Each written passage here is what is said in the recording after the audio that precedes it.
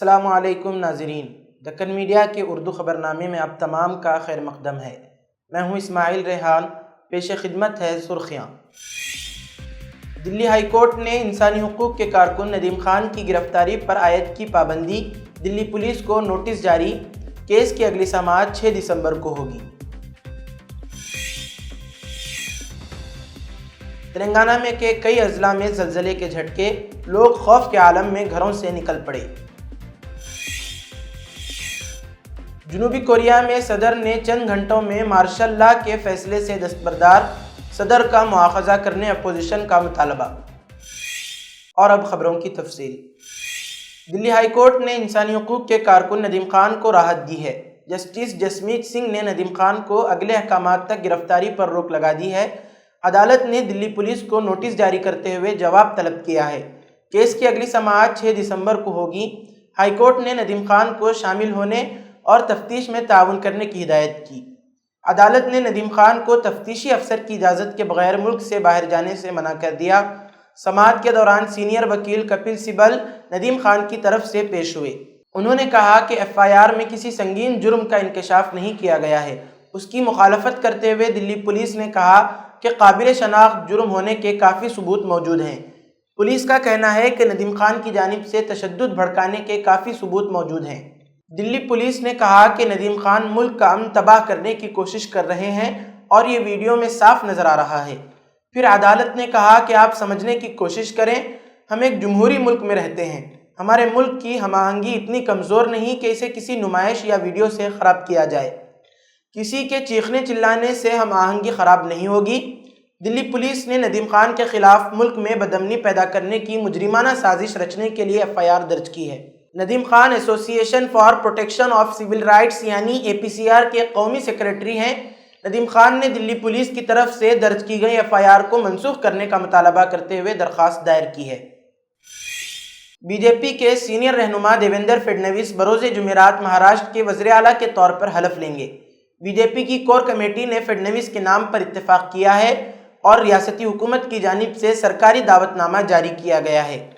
فڈنویس کو وزیر اعلیٰ بنانے کا اعلان پارٹی کی کور کمیٹی کے اجلاس میں کیا گیا تھا، جس میں مرکزی وزیر نرملا سیتارمن، گجرات کے سابق وزیر اعلیٰ وجے روپانی اور فڈنویس شریک تھے۔ BJP نے سیتارمن اور روپانی کو پارٹی کی مہاراشٹر کے قانون ساز اجلاس کے لیے مرکزی نگران مقرر کیا ہے۔ BJP کی مہاراشٹر کے قانون ساز اجلاس سے پہلے پارٹی کے رہنما سدھیر منگنتیوار نے اعلان کیا تھا کہ BJP کے اتحادی، جن میں ایکناتھ شنڈے کی قیادت والی شیو سینا اور اجیت پوار کی نیشنلسٹ کانگریس پارٹی یعنی NCP شامل ہیں، بدھ کو ریاست کے گورنر CP رادھا کرشنن سے ملاقات کریں گے اور حکومت بنانے کا دعویٰ پیش کریں گے۔ ہندو سینا کے قومی صدر وشنو گپتا نے آرکیالوجیکل سروے آف انڈیا یعنی ASI کے ڈائریکٹر جنرل کو ایک خط لکھ کر دلی کی جامع مسجد کا تفصیلی سروے کروانے کی درخواست کی ہے۔ گپتا کا دعویٰ ہے کہ یہ مسجد، جو مغل بادشاہ شاہجہاں نے 1644 سے 1656 کے درمیان تعمیر کروائی، جودھ پور اور ادے پور کے مندروں کی کھنڈرات پر بنائی گئی تھی، جنہیں اورنگزیب نے مبینہ طور پر تباہ کیا تھا۔ خط میں الزام لگایا گیا ہے کہ ہندو دیوتاؤں کی مورتیاں مسجد کی تعمیر میں استعمال کی گئیں اور کچھ مورتیاں مسجد کی سیڑھیوں کے نیچے دفن کی گئیں تاکہ ہندو جذبات کو ٹھیس پہنچائی جا سکے۔ گپتا نے ASI سے مطالبہ کیا ہے کہ وہ جامع مسجد کے حقائق سامنے لانے کے لیے ایک تفصیلی تحقیقات کرے۔ گپتا نے یہ بھی کہا کہ اگر مسجد کی تعمیر کے دوران کسی بھی ہندو باقیات کا انکشاف ہوتا ہے تو انہیں محفوظ کیا جائے اور یہ معلومات عوام کے سامنے لائی جائیں تاکہ تاریخ کے حقائق واضح ہو سکیں۔ جامع مسجد، جسے مسجد جہاں نما بھی کہا جاتا ہے، بھارت کی سب سے بڑی مساجد میں سے ایک ہے اور مغل فن تعمیر کا شاہکار ہے۔ یہ سرخ پتھر اور سفید سنگ مرمر سے بنی ہے اور ایک وقت میں 25,000 افراد کے نماز پڑھنے کی گنجائش رکھتی ہے۔ یہ مطالبہ ایسے وقت میں آیا ہے جب بھارت کے کئی دوسرے مذہبی مقامات پر تنازعات جاری ہیں، جہاں مندروں کو مساجد میں تبدیل کرنے کے الزامات لگائے جا رہے ہیں۔ گیان واپی مسجد یعنی وارانسی اور شاہی عیدگاہ مسجد یعنی متھرا جیسے مقامات پر بھی اسی نوعیت کے دعوے سامنے آئے ہیں۔ شرومانی اکالی دل کے رہنما سکھبیر سنگھ بادل پر جان لیوا حملہ ہونے کی خبر سامنے آئی ہے۔ بے ادبی معاملے میں امرتسر واقع گولڈن ٹیمپل میں مذہبی سزا کاٹ رہے سکھبیر سنگھ بادل کو آج صبح گولی مارنے کی کوشش کی گئی، لیکن وہ اس حملے میں بال بال بچ گئے۔ دربار صاحب کے سامنے حملہ آور کی فائرنگ سے گولڈن ٹیمپل احاطے میں افراتفری پھیل گئی، حالانکہ وہاں موجود لوگوں نے حملہ آور کو پکڑ لیا۔ اکالی دل کے رہنما سکھبیر سنگھ بادل دربار صاحب کے دروازے پر دربان کے طور پر اپنی خدمات دے رہے تھے، تبھی ایک حملہ آور دبے پاؤں آتا ہے اور اپنی جیب سے پستول نکال کر ان پر تان دیتا ہے۔ اس کے بعد سکھبیر سنگھ بادل کے بغل میں کھڑے سیواداروں میں سے ایک آگے بڑھتا ہے اور حملہ آور کو روکتا ہے۔ جب تک وہ روک پاتا ہے تب تک فائرنگ ہو جاتی ہے۔ خوش قسمتی یہ رہی کہ مس فائر ہو گیا اور اس میں کسی کو کچھ نقصان نہیں ہوا۔ واقعے کے بعد حملہ آور کو فوراً پکڑ میں لے لیا گیا۔ جہاں پر گولی چلائی گئی وہاں پر سکھبیر سنگھ بادل موجود تھے۔ انہیں اس حملے میں کوئی نقصان نہیں ہوا ہے۔ حملہ آور کے ذریعے چلائی گئی گولی سیدھے دیوار سے جا کر لگی۔ ملزم کا نام نارائن سنگھ چوڑا بتایا جا رہا ہے۔ فی الحال پولیس اسے حراست میں لے کر پوچھ تاچھ کر رہی ہے اور گولی باری کا مقصد جاننے میں لگ گئی ہے۔ حملے کے بعد سیاست تیز ہو گئی ہے۔ اکالی دل نے وزیر اعلیٰ سے استعفیٰ کا مطالبہ کیا ہے۔ اکالی رہنما دلجیت سنگھ چیما نے کہا کہ وزیر اعلیٰ کو استعفیٰ دینا چاہیے۔ تحفظ میں تعینات جوانوں نے دلیری سے اپنی ڈیوٹی نبھائی۔ اس واقعے کی عدالتی جانچ ہونی چاہیے۔ پولیس کا کہنا ہے کہ سکھبیر سنگھ بادل کو لے کر تحفظ کے پختہ انتظام کیے گئے تھے۔ 2 S P, 2 D S P اور 175 سادے وردی میں پولیس اہلکار تعینات تھے۔ لوک سبھا میں قائد اپوزیشن راہل گاندھی اور کانگریس کی رکن پارلیمنٹ پرینکا گاندھی واڈرا بدھ کو سنبھل جانے کے لیے روانہ ہوئے تھے، لیکن انہیں یوپی بارڈر پر پولیس نے روک لیا اور ان کا قافلہ آگے نہیں بڑھ سکا۔ اب تمام کانگریسی رہنما اور کارکن دلی کی طرف واپس روانہ ہو رہے ہیں۔ اطلاعات کے مطابق راہل اور پرینکا سمیت تمام کانگریس کے ارکان پارلیمنٹ اب پارلیمنٹ جائیں گے۔ راہل اور پرینکا کے ساتھ کانگریس کے رہنما کے سی وینوگوپال، کے ایل شرما، اجول رمن سنگھ، تنوج پونیا اور عمران مسعود بھی سنبھل جا رہے تھے۔ ان کا ارادہ گزشتہ دنوں ہونے والی تشدد کی وارداتوں میں مارے گئے افراد سے ملاقات کرنے کا تھا، تاہم مقامی انتظامیہ نے سنبھل میں 10 دسمبر تک رہنماؤں اور سماجی کارکنوں کے داخلے پر پابندی عائد کی ہوئی ہے۔ کانگریسی رہنماؤں کے روانہ ہونے سے پہلے دلی کے غازی پور بارڈر پر بڑی تعداد میں پولیس تعینات تھی اور بیریکیڈنگ کی گئی تھی۔ غازی پور بارڈر پر کانگریس کی رکن پارلیمنٹ پرینکا گاندھی نے کہا کہ راہل گاندھی اپوزیشن کے رہنما ہیں اور انہیں سنبھل جانے کی اجازت ملنی چاہیے۔ پرینکا گاندھی نے مزید کہا کہ یہ ان کا آئینی حق ہے اور اس حق پر روک نہیں لگائی جا سکتی۔ پرینکا گاندھی نے اس بات پر زور دیا کہ راہل گاندھی کو سنبھل جانے کی اجازت نہ دینا آئینی اصولوں کی خلاف ورزی ہے اور حکومت کو اس فیصلے پر نظر ثانی کرنی چاہیے۔ راہل گاندھی نے پولیس سے کہا ہے کہ انہیں سنبھل اکیلے جانے کی اجازت دی جائے۔ انہوں نے کہا کہ اگر پولیس کو ان کی گاڑی میں سفر کرنا مناسب نہ لگے تو وہ انہیں اپنی گاڑی میں لے کر چل سکتی ہے، تاہم پولیس انتظامیہ نے ابھی تک اس کی اجازت نہیں دی ہے۔ اجمیر کی معروف درگاہ خواجہ معین الدین چشتی کے سروے کے عدالتی حکم کے بعد سابق بیوروکریٹس اور سفارتکاروں کے ایک گروپ نے وزیر اعظم نریندر مودی کو خط لکھ کر اس فیصلے کو ہندوستان کے تہذیبی ورثے پر ایک نظریاتی حملہ قرار دیا ہے۔ انہوں نے وزیر اعظم سے اس غیر قانونی اور نقصان دہ کارروائی کو روکنے کے لیے فوری مداخلت کا مطالبہ کیا ہے۔ خط میں سابق دلی لیفٹیننٹ گورنر نجیب جنگ، سابق chief election commissioner S Y Qureshi, سابق vice chief of army staff lieutenant general Zameer uddin Shah اور آر بی آئی کے سابق ڈپٹی گورنر روی ویرا گپتا سمیت دیگر اہم شخصیات کے نام شامل ہیں۔ انہوں نے کہا کہ وزیر اعظم نے خود سالانہ عرس کے موقع پر درگاہ کو چادر پیش کی ہے جو امن اور ہم آہنگی کا پیغام ہے۔ سابق افسران نے خط میں کہا یہ تصور ناقابل فہم ہے کہ 12ویں صدی کے صوفی خواجہ معین الدین چشتی جو رواداری اور ہم آہنگی کے علمبردار تھے کسی مندر کو نقصان پہنچا سکتے تھے۔ خط میں مزید کہا گیا ہے کہ گزشتہ دہائی کے دوران مذہبی تعلقات خصوصاً ہندو اور مسلم برادریوں کے درمیان کشیدگی بڑھی ہے جس نے اقلیتوں کو بے چینی اور عدم تحفظ میں مبتلا کر دیا ہے۔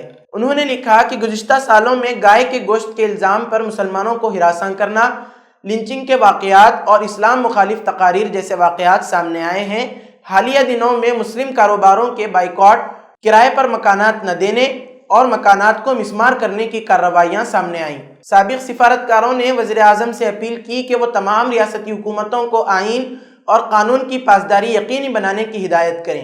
انہوں نے کہا کہ اس وقت مذہبی ہم آہنگی اور قومی یکجہتی کے تحفظ کے لیے بین المذاہب اجلاس کی ضرورت ہے جہاں وزیر اعظم خود ایک متحد ہندوستان کا پیغام دیں۔ خط کے اختتام پر کہا گیا وقت کی اہمیت کو سمجھتے ہوئے ہم وزیر اعظم سے درخواست کرتے ہیں کہ وہ تمام ہندوستانیوں کو خاص طور پر اقلیتوں کو یقین دلائیں کہ ان کی حکومت فرقہ وارانہ ہم آہنگی کو برقرار رکھنے کے لیے پرعزم ہے۔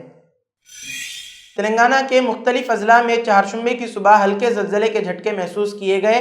بتایا گیا ہے کہ صبح 7:27 بجے چند سیکنڈز تک جاری رہے، جس کی وجہ سے لوگ خوفزدہ ہو کر گھروں اور اپارٹمنٹ سے باہر نکل آئے۔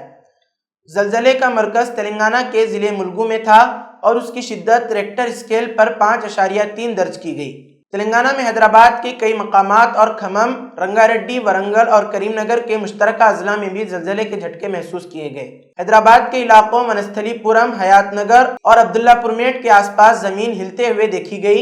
اضلاع میں ملگو، ہنمکنڈا اور کھمم کے علاقوں کوتاگوڑیم، منوگوڑا، بھدراچلم، چرلا اور دیگر مقامات پر بھی یہ جھٹکے محسوس کیے گئے۔